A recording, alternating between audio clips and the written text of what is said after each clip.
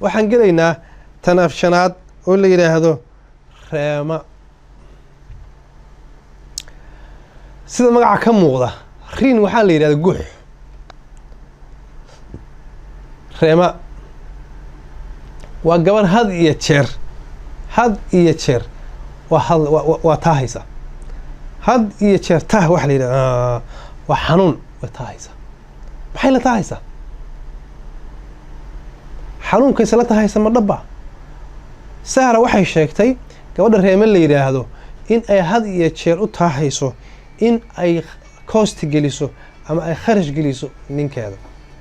anigu waxaan isleeyahay laba arrimood baa ugu waaweyn. kow, gabdhuhu waxay jecel yihiin waxa la yiraahdo value inay dareemaan, qiimo inay leeyihiin, inay fahmaan in ay xanuun mar walba isku rido oo ay gabdhaha nooca dabeecadaas la abuuraan. reema la yiraahdo dabeecadda abuurto sababaha ugu waaweyn waxaa waaye gabadha reema la yiraahdo waxay doonaysaa ninkeeda inay ku xabisto agteeda, inuu shaqada uga yimaado xanuunkeeda darteed. subaxii buu kala hayaa, shaquu aadaya, telefoon baa laga doodiraya, hooyo waa sakaraad, waxna badanna ma qabto. ninka shaqaynayay wuxuu ku qasbay shaqada inuu ka soo baxo ilaa xaajiyadii baa sakaraade ama xaaska baa xanuunsanay. markuu u yimaado daawada loo keeno, dhakhtarka la geeyo, daawada looga soo qado, reema ma isticmaasho, daaqadii ka turta. ilma ma jirani. jiradu maaha jiro saxa, waa jiro been ah, waa jiro mashquulin ah, waa reen aan waxba ka jirin. daaqadaa laga tuuraya daawada, laba xaba kiniinta adigu jawaal la cunaya, ka bacdi waa la tuuraya, waxa daawada waa dhamaystay. wadaad baa loo geynaya, waxa la kala quraan ku akhri, quraankana kuma caafimaad reema sababtoo ma jireenin marka hore.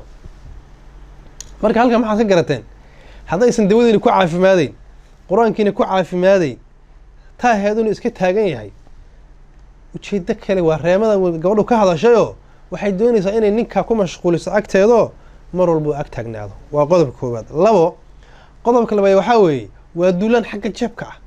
waxaa laga yaabaa gabadha noocaas inay u fakerayso in ninkaas shaqaalaha ah ama ganacsiga irka haysta ay ka waardiinayso wax lacaga oo kayda inay meel dhigto, iyadoo isleh ninkaas waxaa laga yaabaa inuu guursadee jirro isku rid, maalin walba kharash geli si uusan u kaban ama shil meel u dhigan. gabdhaha noocaa u fakera oo ay Saare Xuseen u bixisay reema aad bay u nasiib daran yihiin. waxaan arkay gabdho badan oo noocaasa oo dhow intaan buuggan aysan gabadhan ka hadlin ka hor, intaan daraasadda qoyska waday, gabdho noocaas ah oo ku guul daraystay inay gaaraan hadafkoodii. sababtoo baryo badan iyo bukaan badan baa la isku nacaa Soomaalidu tiraahdo. ninku markuu ogaado waxaa inaysan dhammaanayn, waxaan dhammaan lahayn ay tahay, go-aan buu ka qaadanaya. wuxuu aaminayaa waxaan inuu noloshiis ku dhamaysto inaysan sax ahayn.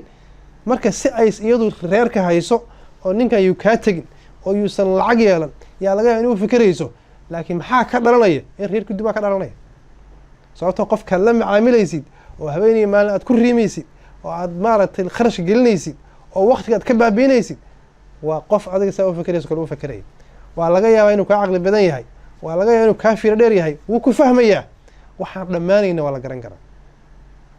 gabdhaha dabeecadda ka dhigtay iyagoo xanuunsan inay jirrada isku ridaan, in ay mashquuliyaan raggooda, hab kastaba ha ku mashquuliyaane, waa uga digaya waa cilad khatar ah oo marka ay soo baxdo burburisa kalsoonida guriga iyo aaminaadii lagu wada noolaa. sida dhalo yar oo dhul ku dhacday oo kale ay u jabto ayay u baabiisaa arrintaas kalsoonida qoyska iyo aaminaadii idinka dhexaysay adiga ninkaaga.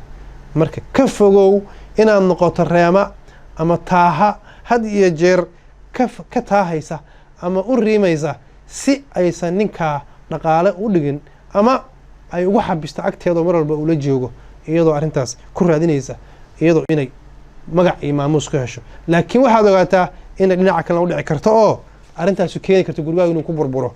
marka ka digtoonow inaad noqoto riima oo had iyo jeer ku mashquulisa ninkii agteeda ama ku kharash garaysa wax aan jirin, sababta wax walba waa la ogaan doonaa aakhirka.